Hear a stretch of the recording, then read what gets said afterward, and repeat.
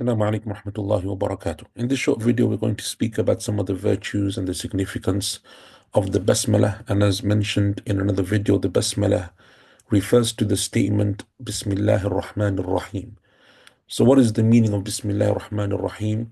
It is to invoke Allah's name at the beginning of something. It means in the name of Allah, the most gracious, the most merciful. This is a very important statement because we recite it at the beginning of the surahs of the Quran. But at the same time, it's a statement that we will make Bismillah when we begin many things, like when we eat, or when we drink, or when we put on new clothes, or when we enter our home, or we enter the masjid. Basically, anything that has goodness and blessing in it, it is recommended to make the Basmalah, to invoke Allah's name and blessing before embarking or beginning the action.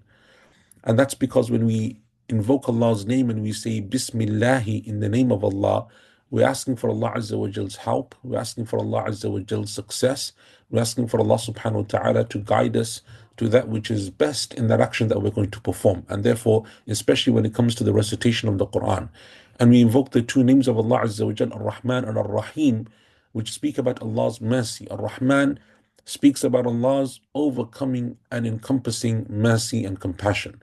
And the rahmah of Allah Azza wa Jal in that general wider sense encompasses all of His creation. It encompasses the Muslims and the non-Muslims, the humans and the non-humans. All of Allah's creations need Allah's mercy.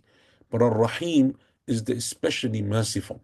And that is specific to the believers in this life and in the next life. And so Allah Azza wa Jal speaks about His rahmah in the more general sense that every living creature requires and needs. And then the specific mercy that Allah Azza wa Jal has favored the believers with both in this life and in the next. And that is why every surah of the Quran, bar one, so 113 out of the 114 chapters of the Quran begin with the Basmalah. And so when you're reciting from the beginning of a surah, you say after the isti'adha, A'udhu billahi minash shaitanir rajim, you will say Bismillahir Rahmanir Rahim for every surah of the Quran except one, and that is Surah Tawbah. If you're reciting from the middle of a surah, then as we mentioned in the video on the isti'adha, you say A'udhu billahi minash shaitanir rajim. The Basmalah, the Bismillah is optional. You don't have to make the Basmalah, but if you wish to, it's okay, inshallah ta'ala, for you to do so also. But the isti'adha is what is important in the middle of a surah. At the beginning of a surah, for other than Surah At-Tawbah, you would recite the Basmalah as it is written at the beginning of all of those other surahs of the Quran, the 113 chapters. It is written at the beginning of each one of them. Bismillahir Rahmanir Rahim. And Allah knows best. Assalamu alaikum wa rahmatullahi wa barakatuh.